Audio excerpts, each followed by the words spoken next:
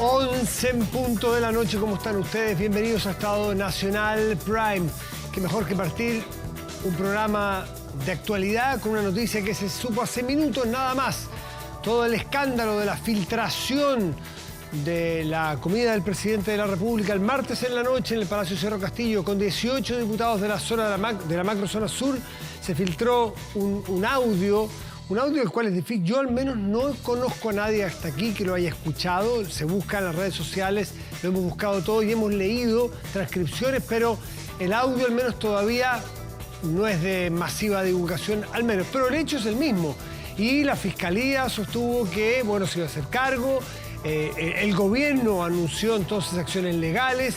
Hay un rechazo transversal al hecho y hace minutos se supo que el diputado Miguel Mellado reconoció ser el autor de la grabación y posterior filtración o divulgación de este material. Así que con esa noticia partimos Estado Nacional, pero hay muchos otros temas y ya están nuestros invitados. Aquí comienza Estado Nacional Prime.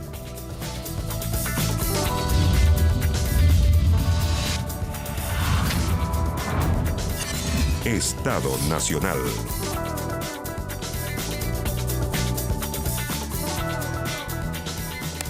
Aquí estamos todos reporteando con el WhatsApp, con distintas autoridades y reacciones, pero por ahora el propio Miguel Mellado, con quien nos hemos comunicado, si es que quería estar con nosotros, tiene una conferencia de prensa a las 11:30 de la mañana en el propio Congreso Nacional, así que tendremos que esperar ahí más detalle, más opiniones, por qué, más reacciones de él mismo, que tiene hasta ahora solamente un comunicado oficial. Bueno, si quiere ver este programa, los pasados, por partes, ahí puede escanear el código QR, en Spotify está Estado Nacional. No perdamos tiempo porque presentamos de inmediato a nuestros panelistas para entrar en este y otros temas. Constanza Juve, abogada constitucionalista, ex convencional. Gracias por estar aquí, Constanza, buenas noches. Muchas gracias, muy contenta de estar acá una vez más en Estado Nacional, Matías. Y Marcos Barraza, exministro y exconvencional. Marcos, muchísimas gracias por estar aquí. Gracias, Matías, por invitar. Muy buenas noches. Bueno, me gustaría que ustedes también le dieran el alcance que puede tener. Ustedes han participado en reuniones también privadas, ministeriales. Fue ministro, Marcos, por lo tanto sabe de qué se trata. ¿Qué pasa con y tú eres abogada, qué pasa con una filtración de este tipo? ¿Se desactiva de alguna manera la acción judicial si es que el diputado reconoce o no, para nada?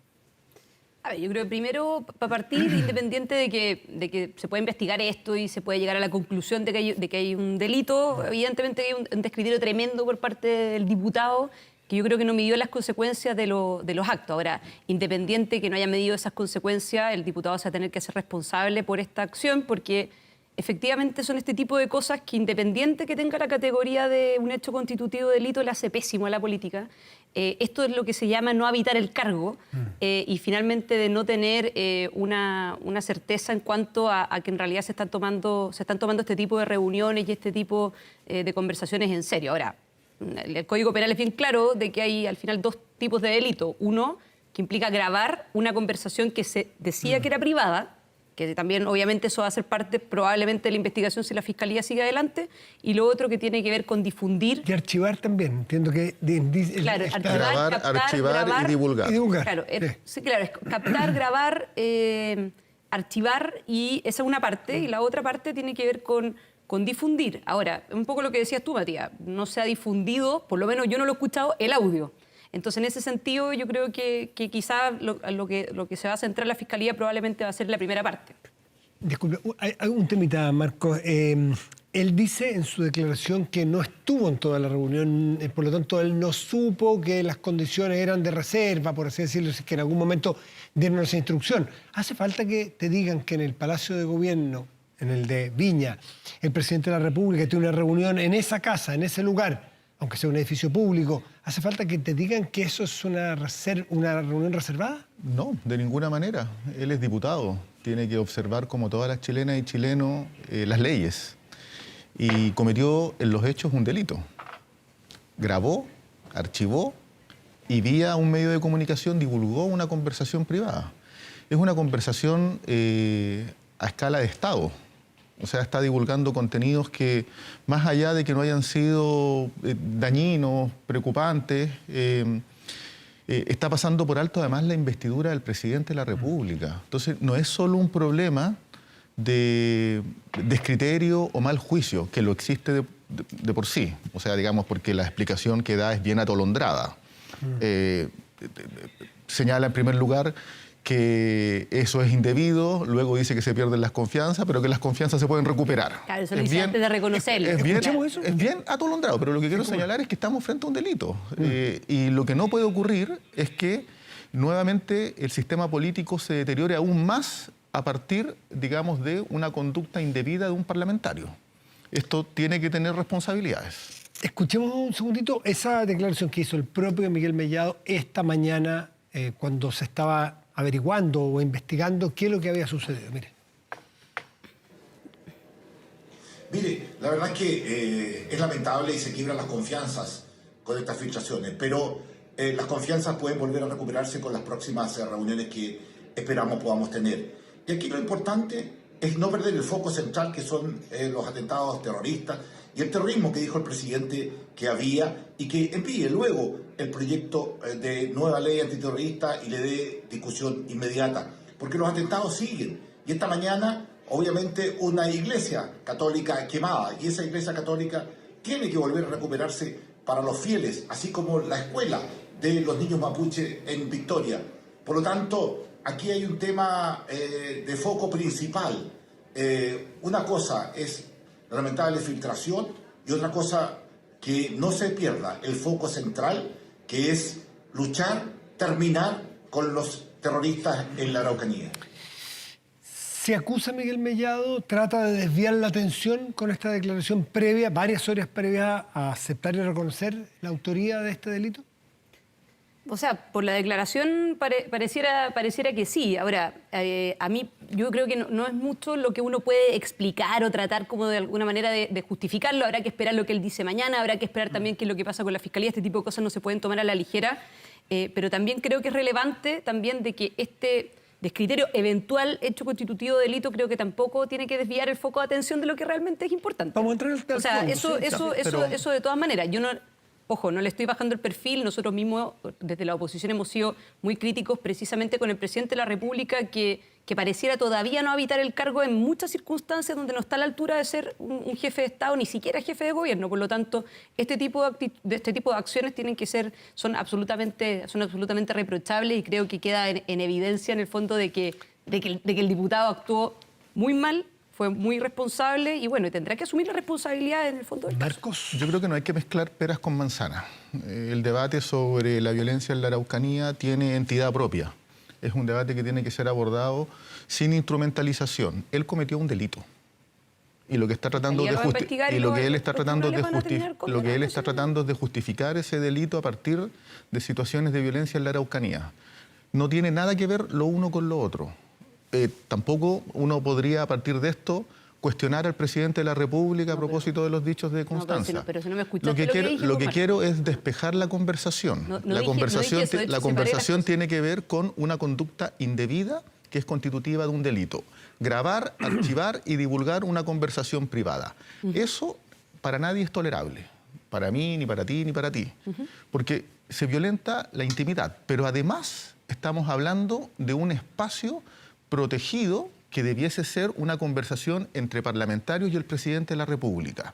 Las mismas confianzas que él señala que se violentaron, él las violentó, porque lo que está haciendo es cuestionar un espacio que tiene que tener el máximo rigor desde el punto de vista de las confianzas. Estoy de acuerdo, como también lo debieron haber hecho los asesores de Cancillería en el minuto que grabaron lo que grabaron, y como se ha hecho, como ocurrió en otras oportunidades. Esto no es una cuestión inédita. Tuvo consecuencias directas. Tuvo consecuencias directas esa grabación y esa filtración. Y hubo una ministra que tuvo que dejar el cargo a partir de aquello. Yo acabo de decirte que creo que el diputado se va a tener que hacer responsable absolutamente de esto, ¿no? Se había pedido el desafuero exactamente hoy en la tarde, sin saber quién era, o sea, la investigación para desaforar.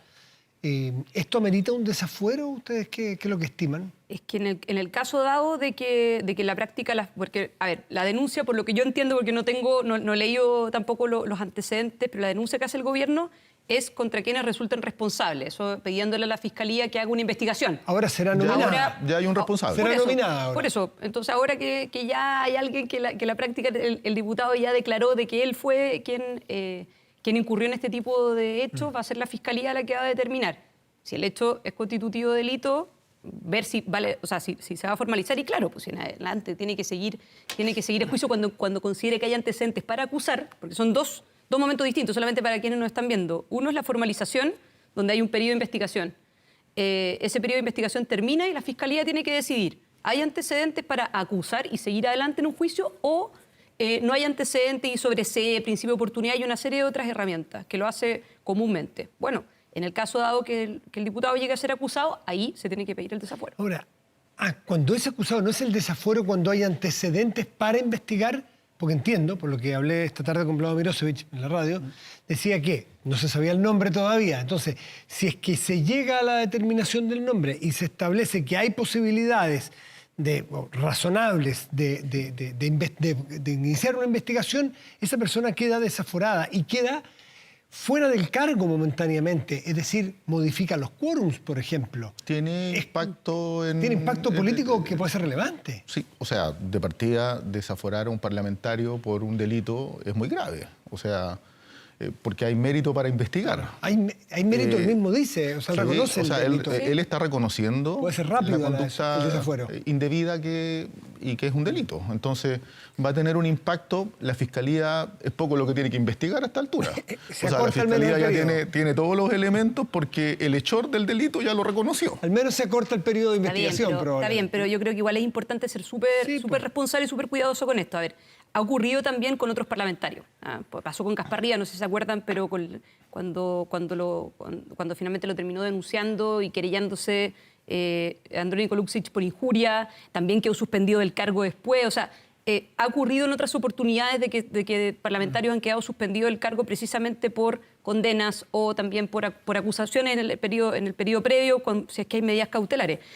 Pero obviamente la Fiscalía no solamente que tiene que investigar los hechos, sino que determinar que hubo dolo, o sea, y que hubo efectivamente una intención de querer cometer ese delito, porque eso finalmente es la diferencia entre lo que es un cuasi delito y lo que es un delito. Yo no soy penalista, pero al menos esa es la gran diferencia. Entonces la Fiscalía lo que va a tener que determinar no solamente que incurrió en el hecho, sino que efectivamente es un delito. Yo, de nuevo, estoy separando las cosas. No digo de que o sea, en ningún caso creo que es posible excusar. Creo que la responsabilidad la va a tener que asumir independiente de cuál sea la decisión, pero evidentemente la Fiscalía tiene que yo creo que hacer esta investigación. Personalmente no creo que haya ningún atenuante, porque además sus palabras lo enredan. No estoy diciendo que haya atenuante, estoy diciendo sus palabras lo enredan aún más. El primero condena el hecho, pone en cuestión el problema de las confianzas, luego dice que las confianzas se pueden restituir y la declaración además intenta exculparse. Porque Marco, señala porque él breve, señala en la declaración, haciendo un símil de un off, como que este era un off, y eso lo da un poquito más. Yo solamente como para aclarar, porque de nuevo, yo creo que hay que distinguir el hecho de lo que finalmente puede terminar siendo condenado por un delito, puede ser, pero mira, te pongo el caso, por ejemplo, de la diputada Orsini, que finalmente el tribunal llegó a la conclusión de que no había delito. Pero sí es un reproche ético en el fondo de su actitud. O sea, mi punto es... Yo creo que está tratando de empatar, ¿no? No, en ningún caso. No, pero es que mira, esa es la salida fácil. Seamos rigurosos y seamos serios un segundo. Yo no veo ningún delito en la conducta de la diputada. Pero si no, y de hecho no hay porque el tribunal dijo que no había, pero lo que te estoy transmitiendo... Entonces aquí estamos hablando de alguien que grabó, archivó y divulgó un contenido que era privado. Tú no eres juez, yo tampoco soy jueza. Habrá que ver qué es lo que determina finalmente el tribunal. Es un delito de acuerdo al Código Penal. De acuerdo, pero tú no eres juez. De acuerdo. Porque vivimos en un Estado de Derecho, menos mal. Y tú no eres la abogada defensora de él. No, yo tampoco no lo estoy defendiendo. Lo que estoy diciendo es que creo que hay que ser riguroso en ver finalmente si se va a terminar condenando por ese delito. A mí me parece absolutamente reprochable y si lo condenan, bueno, bien condenado está. Pero creo que es importante en términos jurídicos entender de que eventualmente puede ser condenado como puede que no. Y eso no quita que la actitud haya sido completamente... ¿Te parece delito sin ser juez? Me parece delito sin ser juez. Tengo que tener los antecedentes. De verdad, yo creo que hay que ser súper serio en este tipo de cuestiones. Está el comunicado, queridos contertulios. A ver si nuestro director lo puede poner en pantalla para leerlo. Muchísimas gracias, director, diligente como siempre. Dice, estimado presidente Boric, ministro, hablando del presidente Boric, A ver, como ya es de conocimiento público, se ha revelado la existencia de un audio de 10 minutos de Cerro Castillo, bla, bla, bla. A dicha reunión, como todos los asistentes observaron, no estuve presente en la primera parte, en donde se comentó la prohibición de grabar. Ahí él intenta hacer una explicación, atenuar el delito, de la cual aparentemente... Es como que era un off, y el presidente no es un periodista. Ahí es claro que hay una intención ahí de exculparse, ¿no es cierto? Desconociendo lo anterior, es que grabé estos 10 minutos en la última parte de la reunión, en donde se presentaron conclusiones y compromisos. Me pareció relevante guardar para recordar, y frente a la petición de diversos medios, me di cuenta de lo importante que era dar conocimiento de estos puntos a mi región, y no quedar en el olvido, y los compartí de buena fe. Nuevamente aquí habla sobre el dolo y la buena fe, tratando de exculpar el eventual dolo que tiene que probarse para establecer un delito. Y no porque él diga que estuvo de buena fe significa que estuvo de buena fe. Por eso, para ser súper riguroso estamos con el reconociendo tema. un poco los argumentos que él ya está esbozando que van a ser parte de su defensa, me imagino, ¿no? Sin ser abogado tampoco yo, ni juez. Lo aclaro porque Constanza no me lo diga.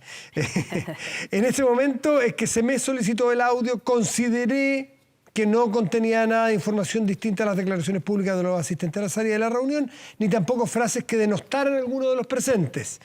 Nuevamente indico que no me encontraba al momento, insiste, al terminar, no me encontraba al momento en que se acordaron las instrucciones de la reunión, y transmití este audio creyendo que no era una reunión de carácter secreta. Más, si alguno se sintió ofendido, pido disculpas a todos los involucrados, al presidente, a los ministros, a los parlamentarios. Asumo esta responsabilidad y estoy disponible a conversar con el presidente si así lo estima conveniente. Por último, quiero enfatizar que esto no es ni será excusa para dejar de trabajar por la región de la Araucanía contra el terrorismo que nos afecta. Ahí entra en el tercer punto que Marco esbozó, que es, no sé si a juicio tuyo, pone dos temas que son de distinta entidad, el terrorismo. Bueno, que él mismo está desviando el tema, po. O sea, claro, el mismo, por eso digo que Marco siempre cree que yo tengo como una intención detrás, ¿no? Pero yo trato de repente con cosas que son más jurídicas o más seria, digamos, ser súper rigurosa con esto, y otra cosa distinta en lo político. Política. No, pero, finalmente, oye, pero déjame terminar. Pero finalmente, es que me interpelas. Pero déjame terminar. Lo que estoy diciendo es de que en la práctica él mismo comete este error que puede terminar siendo delito, lo pueden terminar condenando. Marcos, tranquilo, no te pongas nervioso. Pero más allá de eso, él mismo desvía. O sea, él, cometiendo este tipo de acciones, lo que hace precisamente es desviar el foco de atención de lo que realmente es importante, cometiendo un descriterio, una imprudencia, una conducta que eventualmente es constitutiva de delito. Entonces, lo que él señala finalmente en la declaración es completamente contradictorio con su actuar. Y eso, por eso me parece además extremadamente, o sea, doblemente reprochable su actitud, digamos, y lo que termina diciendo. La parte final y el resto de la declaración también. O sea, el hecho de decir de que no estuvo en la primera parte, porque donde se dijo que no había que grabar, oye, si hay cosas que son de perogrullo. Está en la ley. O sea, el ciudadano tiene que conocer. Él tiene que observarla, especialmente un parlamentario. Bueno, sí, está bien, pero hay algunas reuniones que incluso está la prensa y todo, pero más allá de eso, o sea, es evidente que es una opinión, que no tiene por qué ser secreta, pero evidentemente es una reunión reservada por algo es a puerta cerrada. A ver. ¿No? Por algo es considerado un delito grabar, archivar y divulgar una conversación. Y yo creo que el estándar de la política, entre otras cosas, obliga, y es esperable, que las y los parlamentarios tengan estándares más elevados desde el punto de vista del cumplimiento de la norma.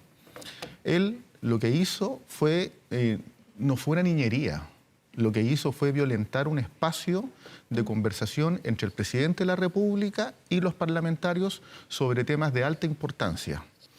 Esto de decir que quería que la comunidad conociera el debate que se estaba dando, por favor, si eso es de público conocimiento a partir de las intervenciones de cada una y de cada una de las personas que son parlamentarios y de los propios dichos del presidente de la República. Es esperable que él sepa que no puede grabar conversaciones privadas. Pero muy evidente. Por alguno puede tomar nota, con eso uno habla con la comunidad. Si no, él lo que está haciendo es dañar el sistema político, porque la ciudadanía cuando ve esto, ¿qué piensa? Que una autoridad política incumple las obligaciones que todas y todos tenemos.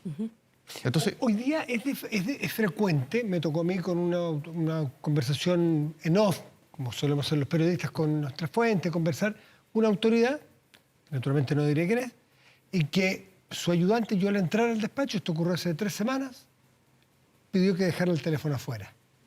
Eso está ocurriendo. Eso ocurre en las embajadas, hoy, de muchos países en Chile, pasó en esta, y me imagino que pasará en muchas instituciones. Bueno, probablemente eso va a tener que pasar el presidente de la República, pedirle a los diputados. O sea, lo esperable sería que cualquier autoridad política se autorregulara. Eso va a pasar ahora, digo yo, probablemente. Totalmente. Sí, o sea, lo esperable sería que no hubiese una coerción de pedir el celular, sino que la responsabilidad que implica el cargo... Ese es tratarnos de adultos, porque en un colegio uno se supone... Absolutamente. O sea, es una lástima que uno se tenga que llegar a ese punto como para que finalmente las autoridades terminen siendo realmente habitando el cargo y estando concorde a lo que es su investidura. Po. Pero si al final se tiene que llegar a ese punto... Bueno, se tendrá que llegar a ese punto, pero yo lo encuentro lamentable, lo encuentro finalmente un fracaso de lo que significa hacer política y hacer una buena política. Y, por supuesto, un bochorno para la ciudadanía. Está con nosotros al teléfono el diputado Jorge Ragbet. ¿Cómo se pronuncia? Ragbet. Sí. Es de RN, estuvo en la reunión, está en línea, le agradecemos que nos responda el teléfono a esta hora. Diputado, ¿cómo le va? Muy buenas noches. Sí, muy buenas noches. La verdad, las cosas aquí en la región de la Araucanía son muy malas. Ups. Corta la comunicación, no sé si... Sí, es mala la señal. Vamos a tratar de mejorarla pronto y retomamos. ¿Qué me dice el director? Sí, porque no es comprensible el sentido del audio. Quiero invitarlos a ir al tema de fondo. O sea... Tema 2, para no confundirlo. Tema 2, damos vuelta a la página al tema de fondo. Yo había notado aquí hechos de connotación terrorista. ¿Por qué anoté eso? Porque el lenguaje en estas cosas empieza a ser, o siempre es muy importante, en generar realidades, en cambiar los debates. Y hechos de connotación terrorista. Hace un par de años el terrorista, hechos terroristas, era un anatema para muchos. Y ahí estaba la discusión. No hablemos de terrorismo, sí hablemos de terrorismo. Luego se empieza a hablar de hechos de connotación terrorista. Hoy día el presidente de la República, en esa reunión, o sea, el martes, no hoy día, dice, no tengo complejo en hablar de terrorismo. Partamos por ahí. ¿Hay terrorismo en la Araucanía? Marcos Barraza. A ver, yo creo que... Araucanía, Ñuble, Valparaíso.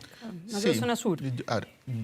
Pero yo creo que por lo mismo, disculpa, el que esto sea Valparaíso... No te quiero interrumpir la mitad. Perfecto. Diputado Ranger está en la Araucanía o estuvo en la reunión. A ver si logramos entender lo que nos quiere decir. ¿Cómo le va? Buenas noches. Muy buenas noches a ti, Matías, y también muy buenas noches a todos nuestros televidentes. A ver, ¿usted estuvo en la reunión completa? Sí, desde que se inició hasta el final de la reunión. ¿Nos puede señalar efectivamente si ocurrió la aclaración y por parte de quién y en qué tenor de que era reservado o que se pedía reserva del contenido o directamente si alguien dijo que no se podía grabar?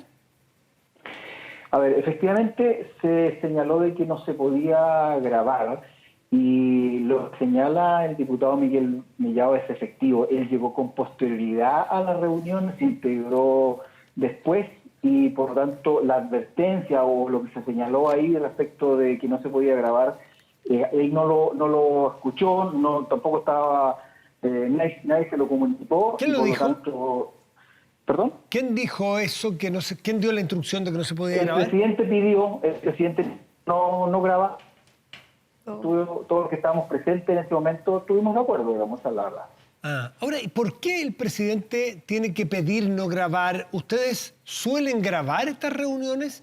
¿Suele ser normal grabar una reunión en una casa, en un palacio de gobierno, una reunión que evidentemente de carácter reservado?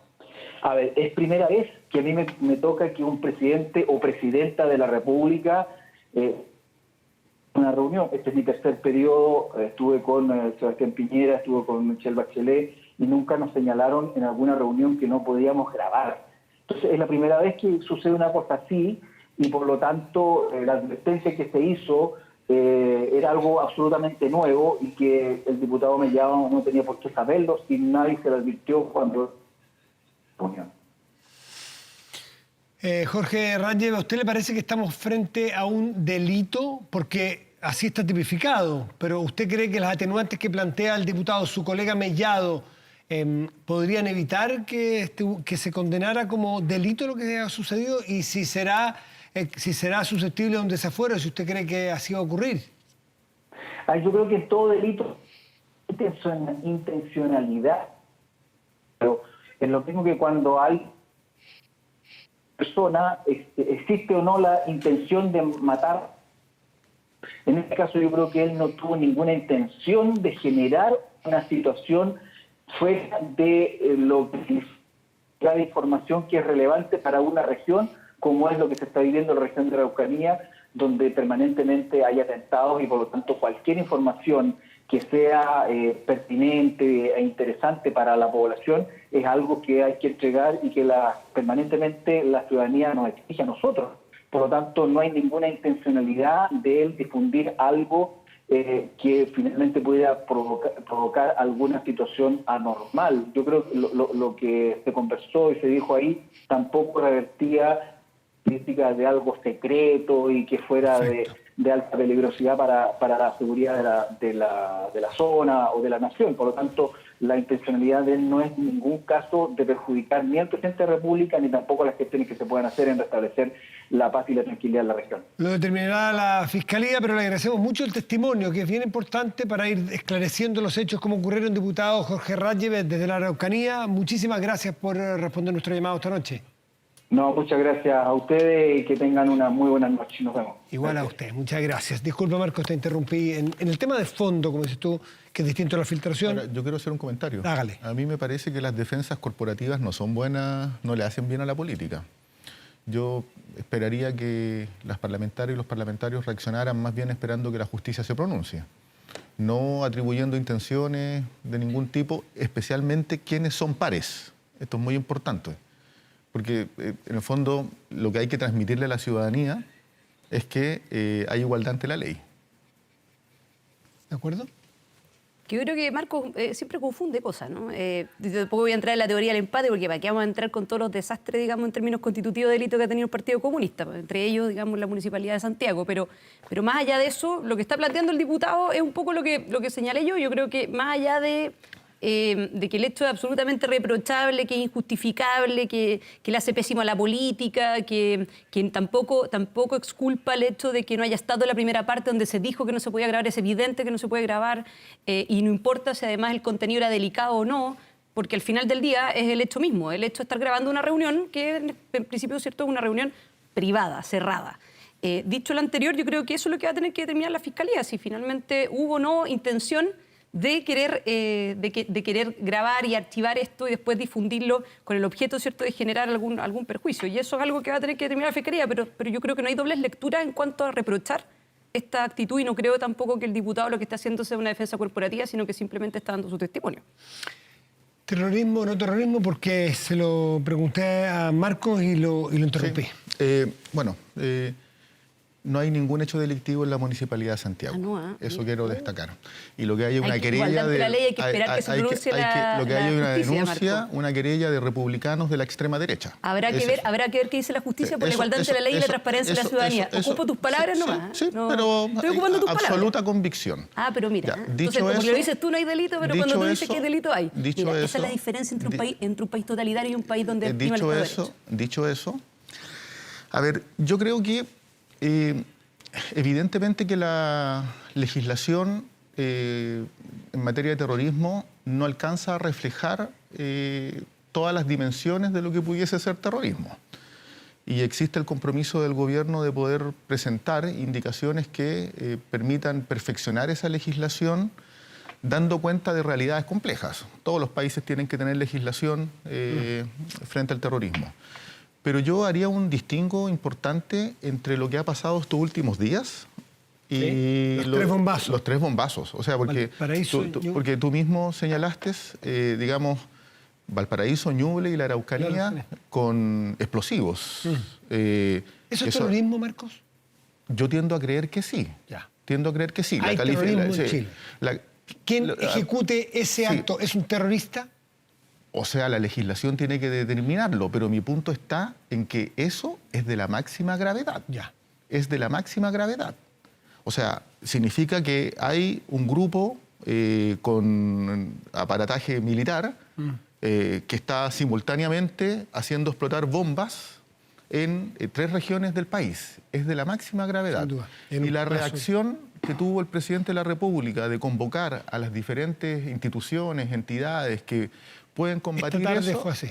Es muy importante, es una señal muy poderosa y que obliga a las policías a actuar con la máxima diligencia y efectividad desde el punto de vista de la inteligencia. Porque si permitimos que eso se asiente en Chile, estamos muy mal. Entonces yo creo que la reacción que ha tenido el gobierno es una reacción altamente proporcional frente a un hecho muy grave. Lo distingo del debate de la Araucanía, básicamente porque aquí estamos hablando de una acción sistemática muy grave. O sea, líneas de tren, si no me equivoco. Sí, claro. Sí, o sea, es muy, muy grave. Ahora, digamos que la Araucanía es ocasional, digamos. que en la Araucanía digamos, hay hechos de violencia también gravísimos. Allí no hay terrorismo, no ha habido terrorismo a tu juicio. No. A ver, Pregunto. O sea, por ejemplo, hoy día yo vi que se había quemado una iglesia y eso absolutamente repudiable. ¿Terrorismo? No sé si califica para terrorismo, ese es mi punto. Si no estoy subvalorando Solo pregunto. la gravedad del hecho. Lo que quiero señalar es que hay un debate legislativo, porque también hay que ser cuidadosos en la legislación sobre terrorismo, porque tampoco es todo terrorismo. Y la tendencia de las derechas es a cualquier cosa convertirla en terrorismo. Constanza. No, indudablemente que hay terrorismo en la macrozona sur y hace años. Y la verdad es que uno puede tener derecho a tener distintas opiniones. Por algo vivimos en una democracia, en un país totalitario. Pero otra cosa es tener distintos visión respecto, o sea, distintos hechos. Nadie puede tener derecho a mirar de que hay hechos que son evidentemente claros. Uno puede tener distinta opinión al respecto, pero los hechos, me parece que el principio de primacía de la realidad aplica para estos efectos. El hecho de quemar escuelas rurales, ¿ya? Tienes la mitad de las escuelas rurales en Malleco quemadas. El hecho de que quemen casas de personas y los saquen de sus casas para que vean cómo se queman. Esos son actos terroristas. El hecho de que la macrozona sur, hoy día ya el estado de excepción constitucional termina siendo un estado permanente, eso te da cuenta de que no es que estemos muy mal a propósito de los bombazos ahora a las torres de alta tensión, sino que llevamos décadas con esto y especialmente en los últimos años que se ha terminado acrecentando. El gran problema es de que al final del día el presidente de la República y este gobierno tienen una total y completa indiferencia, indolencia y negligencia respecto al tema. Pero el presidente ha dicho que no tiene ningún complejo de hablar de terrorismo. Es que no tiene ningún complejo de hablar, pero tiene bastante complejo de actuar. Pero Él es bastante dialogante, o sea, es dialogante en lo que es el discurso, pero un monólogo en cuanto a la actuación, ¿no? El argumento que da el presidente y su equipo es que si no se aplica o no se invoca la ley antiterrorista es porque la calidad de la prueba o el estándar de la prueba es muy alto y al final no se terminan consiguiendo las penas. En cambio, utilizando otras leyes, sí se consiguen mayores penas. Es decir, es un principio de pragmatismo, si se quiere. No, pero es que es una manera de eludir finalmente la responsabilidad, porque al final, si para el presidente y para el gobierno estos son hechos constitutivos de ser actos terroristas, bueno, entonces debería querellarse por ley antiterrorista. Para eso está la ley. Entonces, ¿y qué finalmente es un acto terrorista? Es un delito, comillas, un delito común, pero que tiene por objeto generar terror en la población. Si quemar escuelas rurales, si sacar a personas de sus casas, de dispararle directamente a personas que tienen que vivir con chalecos antibalas adentro, si eso no es acto terrorista, yo sinceramente no sé. Vamos a hacer una pausa y ya vamos a volver. Estará con nosotros el vicepresidente del Consejo Constitucional, Aldo Valle. Y en Anglo American están orgullosos de reimaginar la minería con innovación para mejorar la vida de las personas. Anglo American, desde la innovación, lo están cambiando todo. Pausa y volvemos.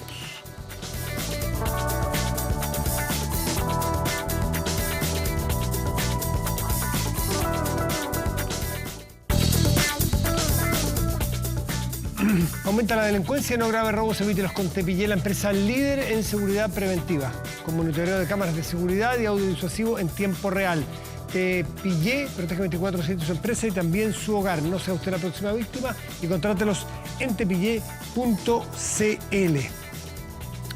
Está con nosotros y le pedimos disculpas porque nos alargamos un poco porque hubo una noticia al partir y en fin, además nuestros contertulios pelearon mucho, discutieron demasiado.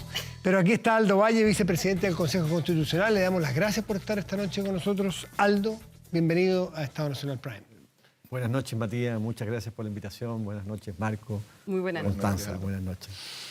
Ellos son representantes del espíritu, de alguna manera, de la convención. Representaban posiciones bien encontradas, bien distintas. Y no se llegó nunca a muchos acuerdos. Usted le va a tocar ser vicepresidente de un consejo donde hasta ahora el ambiente ha sido bastante distinto a lo que vimos, los que estábamos afuera. ¿Cómo es por dentro y cómo se están viendo las posibilidades de efectivamente el 17 de diciembre terminar un proceso que ya es muy largo de discusión constitucional? No tan distinto de lo que se ha visto, creo yo, en el sentido que hemos tratado todos y todas de conservar las formas, no solo en público, también en privado, con el propósito de crear un ambiente que nos permita avanzar en la confianza que se necesita para darse buenos argumentos, escucharlos y dejarse persuadir también por los buenos argumentos. Yo tengo esa experiencia hasta ahora.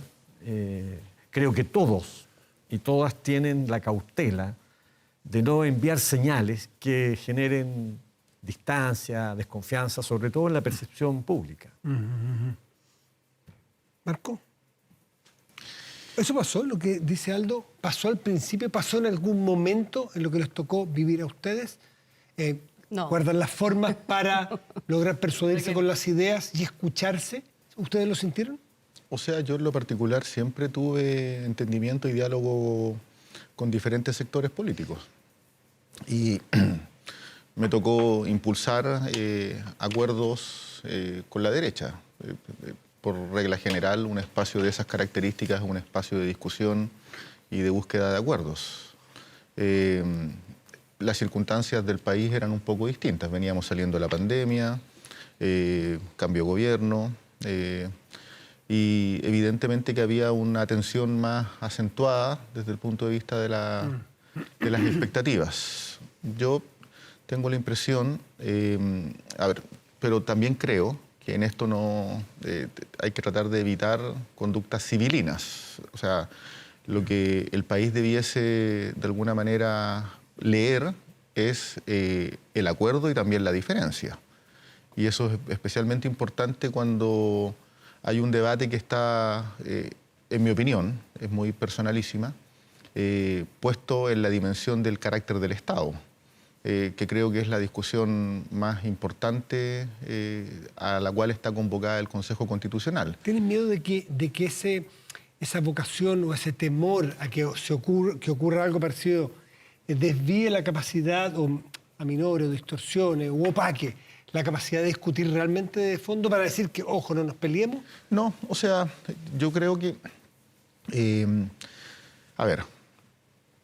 es inevitable que las ideas se expresen, porque lo que vive el país es un intenso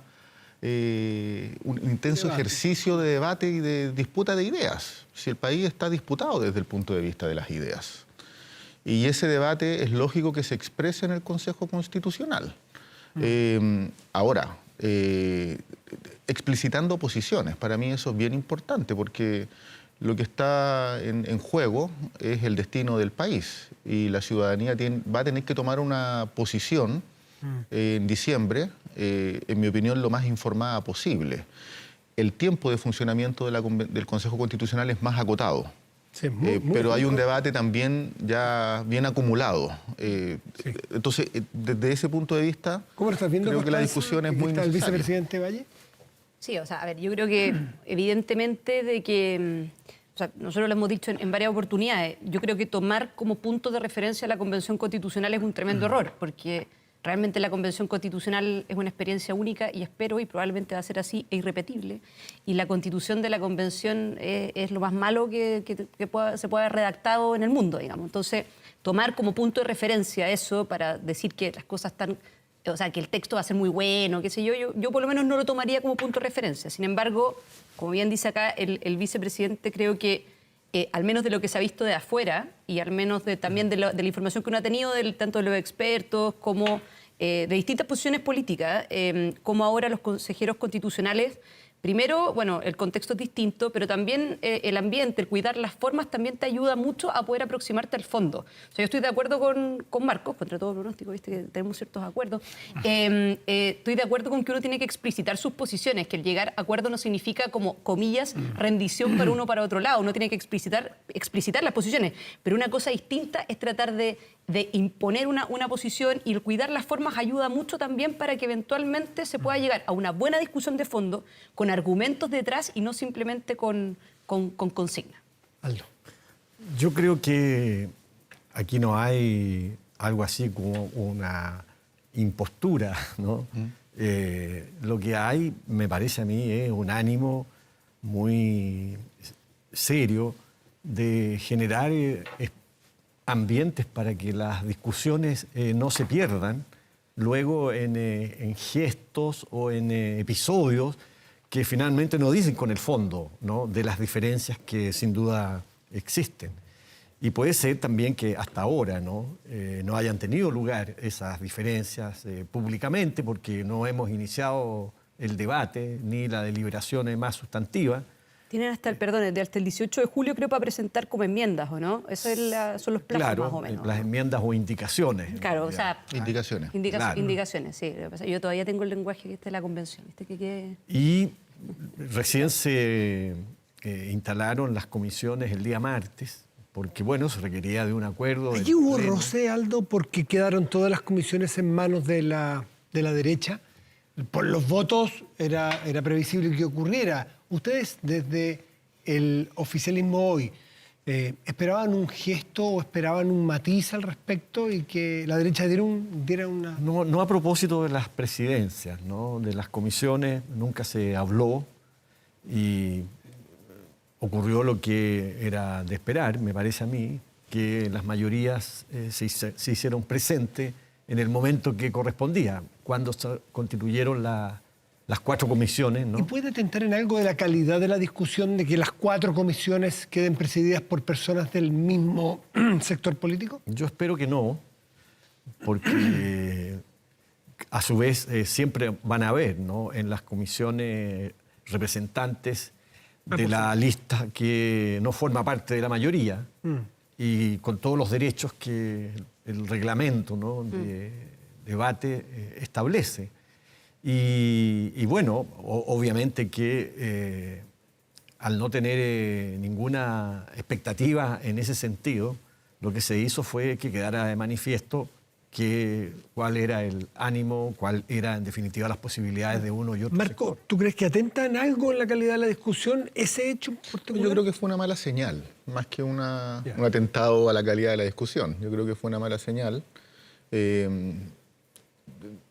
Esperable hubiese sido de que alguna comisión hubiese quedado conducida por el oficialismo. Hay que esforzarse de igual manera por plantear y consolidar puntos de vista que tengan que ver con las expectativas de los partidos del oficialismo. Pero creo que, claro, todavía el debate está iniciándose, así lo percibo. La declaración, en mi opinión, más contundente en términos de posiciones es la de la presidenta del Consejo Constitucional, donde hace un llamado a los acuerdos, lo cual parece correcto, pero del mismo modo reseña o refiere una crisis moral y social que tampoco explicita. Entonces son riesgos en el debate desde el punto de vista de los derechos, las libertades civiles, que en mi opinión están tensionadas, especialmente, no diría yo por Chile Vamos, yo diría que por republicanos. ¿Se pierde, Constanza, una oportunidad en la oposición, la derecha, en la conformación de las mesas de cada una de estas, de estas comisiones? A mi juicio no, porque de hecho eso pasa normalmente en el Parlamento, por ejemplo. En la Cámara de Diputados, cuando tienes cierta mayoría, bueno, las presidencias de las comisiones quedan en manos de quienes Pero tienen ¿se esa... pudo dar una Está bien. señal? Porque 4 de 4... De acuerdo. No, a ver, bueno, aquí de nuevo, precisamente porque no es punto de referencia de la convención, o sea, habían 7 comisiones, olvídate que había coordinador y subcoordinador, no es que se le inventaban nombres a estas cosas, por eso tengo pegado lo de las enmiendas, qué sé yo. De los 7 coordinadores y subcoordinadores no hubo ninguno que fuera de centro derecha o de centro siquiera, o sea, no hubo ninguno, y además la presidencia y la vicepresidencia también era de izquierda. Entonces, En términos de señales, yo creo ¿Eso que... les gustaba a ustedes? ¿Les parecía bueno? O sea, obvio que no, pero tampoco cuestionamos el tema de la regla. 7 vicepresidencias más y la derecha tenía una. Tenía una de 9. Sí, tenía una de una. 9, pero por una regla que finalmente se terminó inventando la propia convención. Pero da lo mismo, porque de hecho no debería fue haber un tenido acuerdo, vicepresidencia. que fue un acuerdo para... No fue un acuerdo, para pero impulsar la participación. yendo al punto de fondo. Creo que es razonable, y así quedó en el reglamento, que quedó establecido una ley, cosa que, por lo menos para mí, creo que fue bueno, de que el propio órgano no se inventara sus propias reglas, porque es como dejar el gato cuidando la carnicería. Y en ese contexto se previó de que la idea es que la presidencia y la vicepresidencia precisamente tuvieran distintos colores políticos. Y creo que eso ha sido positivo. Aldo Valle es un perfecto ejemplo de eso.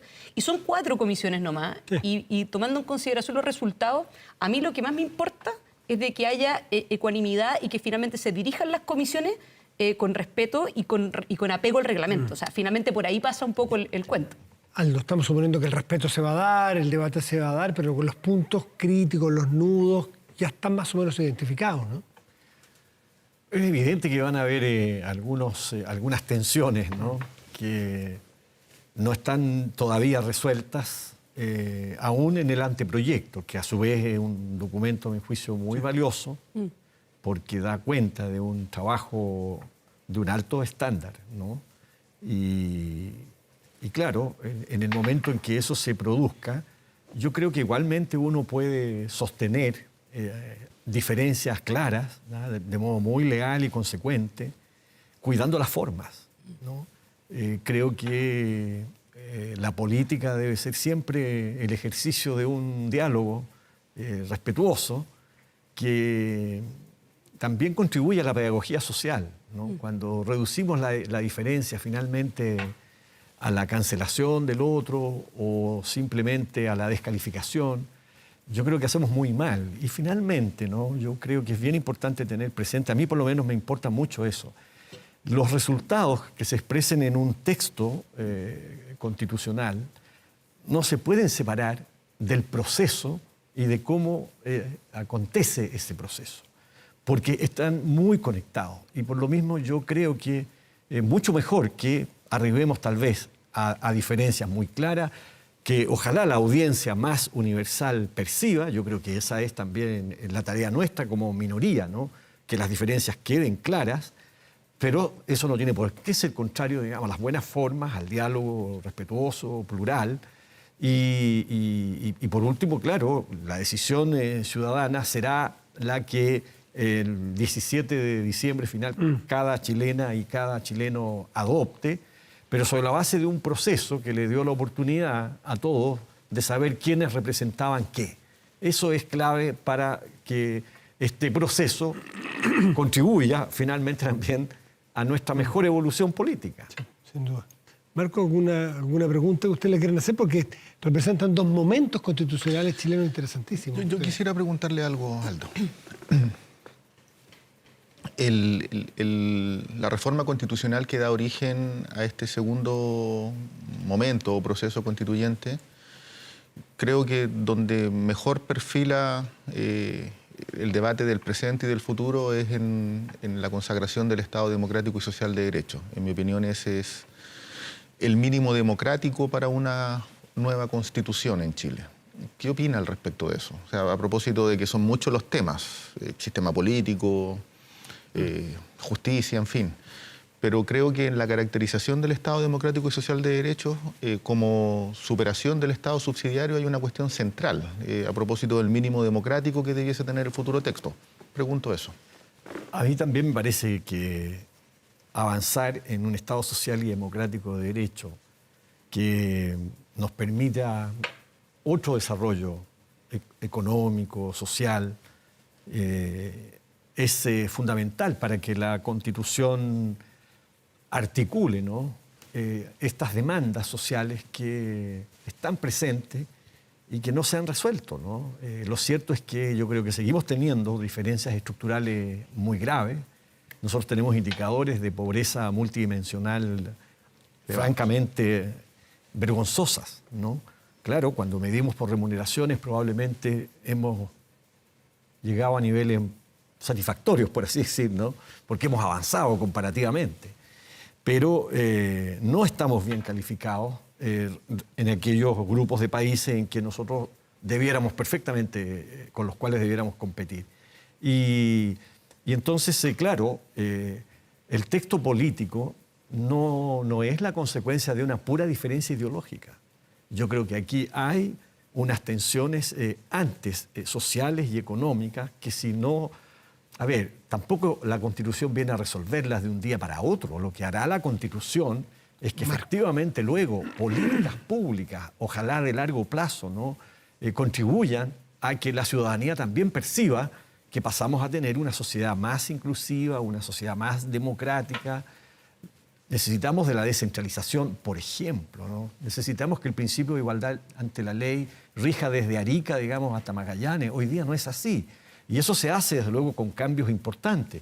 Y ahí está, también creo yo, definida las posibilidades de legitimación del texto. Si no hacemos ese esfuerzo, yo creo que hay conciencia, ¿eh? Yo creo que hay en eso una madurez de todas y de todos. Yo no tengo ningún prejuicio en el sentido de que todos advierten que aquí hay un gran incentivo, ¿no? Si no concluimos este capítulo constitucional en buena forma, no creo yo que nadie tenga como incentivo que esto termine mal. Constanza. No, de todas maneras, yo creo que, bueno, a ver, primero, nunca hay que perder el foco, y nosotros lo repetimos varias veces en la Convención Constitucional, de que las constituciones están creadas para limitar el poder. Muchas veces como que se perdió el foco en algún minuto de que parecía que la Constitución iba a solucionar todos los problemas sociales, que la Constitución era una suerte de varita mágica, que una vez que se aprobara íbamos a ser todos súper felices, que íbamos a tener derecho al ocio y una serie de otras cosas que estaban en ese texto. Y la realidad, ¿cierto?, es que yo creo que hoy día existe conciencia plena por parte de la ciudadanía de que eso no es así. Las constituciones al final del día están elaboradas primero para limitar el poder y segundo también para resguardar derechos fundamentales, pero la mejor manera de resguardar derechos fundamentales es que esté bien limitado el poder. Y las constituciones al final tienen por objetivo tener cierto grado de proyección en el tiempo. ¿Para qué? Para dar estabilidad y también para permitirle a los distintos gobiernos de distintos sectores políticos que puedan gobernar y puedan determinar sus propias políticas públicas. Entonces, en ese sentido, yo no le pondría más peso a la mochila de la Constitución en cuanto a pretender de que lo que ahí se establezca finalmente se va a convertir en realidad, especialmente teniendo en cuenta de que la expectativa que se puede crear puede ser una expectativa que se puede ver muy frustrada. Ya vimos esto en el proceso constitucional anterior y yo veo que hoy día en ese sentido el Consejo Constitucional hasta el momento ha sido bastante sobrio en ese aspecto. Ahora, lo que sí creo también es de que hay que dejar también fuera el negacionismo respecto de ciertos temas que son evidentes y que son cifras y que son números. O sea, gracias a el modelo de desarrollo que hoy día tenemos es que pasamos de un 45% de pobreza a un 10% de pobreza. Gracias a este modelo de desarrollo es que pasamos de tener 200.000 alumnos de la educación superior el año 86 a tener 1.300.000. Gracias a este modelo de desarrollo es que tenemos 7 alumnos de cada 10 como primera generación de su familia, entonces, de profesional. Entonces, yo creo que también hay que abandonar, independiente que sean personas nuevas las que puedan estar hoy día, por ejemplo, gobernando o bien ahora en el Consejo Constitucional, hay que abandonar ideas que son añejas y ideas que son completamente fracasadas y tratar de mirar también un poco más hacia el futuro y no tanto al pasado. ¿Quiere agregar algo, Rubén? Porque Aldo, ¿usted algo de eso mismo? Sí, no, lo que pasa es que levantó el dedo. Sí, lo que pasa es que yo creo que es evidente que el país en varios años, décadas, desde el término de la dictadura, ha superado la pobreza. Desde la pandemia, en todo caso, los indicadores de pobreza se elevaron. Ese es un dato de realidad. Pero tampoco un mundo feliz. O sea, si Chile tiene un ingreso per cápita de $30.000 por habitante, ¿o cuántos son? Mucho menos. Mucho, 23.000. Mucho menos, 23.000. probablemente algo menos. Sí, no, pero tiene el ingreso per cápita debe ser de $23.000, si no un poquito más. Pero cuando uno mira los ingresos de las familias por tramo, 600, 700, el promedio no es un promedio divisible por todo el conjunto de la población. Sí, y si uno pone foco en pobreza multidimensional, y es un debate de modelo, las familias que tienen niños y monoparentales tienen 47% de pobreza, no, 30%. Entonces, estamos hablando de indicadores que muestran niveles de desarrollo que son reales, pero que también esconden bolsones de exclusión importantes. Eso, por ejemplo, en vivienda es muy nítido. Aldo. Yo soy un convencido en realidad de que los conflictos sociales, políticos, tienen causas económicas y sociales fundamentalmente. Yo no creo que sean los discursos políticos, ni siquiera, digamos, la mala fe de agitadores, los que finalmente llegan a poner en tensión de manera tan grave como se ha puesto en Chile, ¿no? La estabilidad de las instituciones.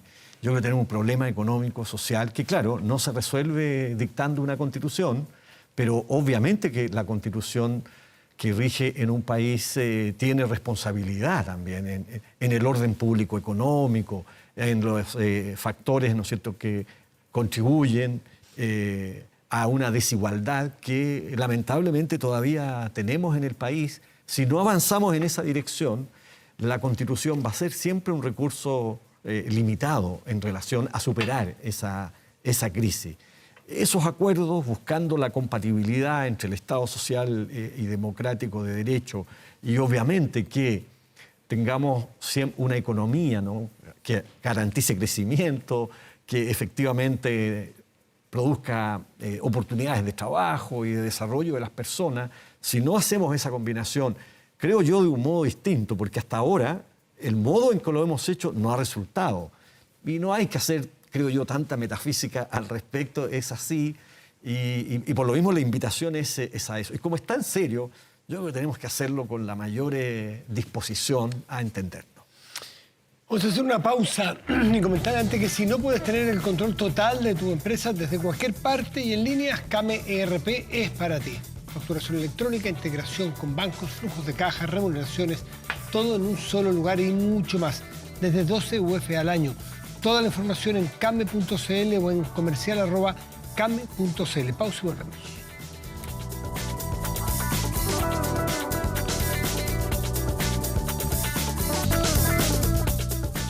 Estamos de vuelta y despedir y agradecernos a ustedes por habernos acompañado y a nuestro invitado Aldo Valle, que es vicepresidente del Consejo Constitucional. Aldo, muchas gracias por haber estado aquí. Muchas gracias, Matías, por la invitación. Y a nuestros panelistas, Constanza Juve y Marcos Barraza. Muchas gracias a ambos. Gracias, Matías. Muchas gracias, Matías. Muy buenas noches. Que tengan muy buenas noches y hasta el domingo, que tenemos Estado Nacional Matutino. Gracias, buenas noches, gracias por venir.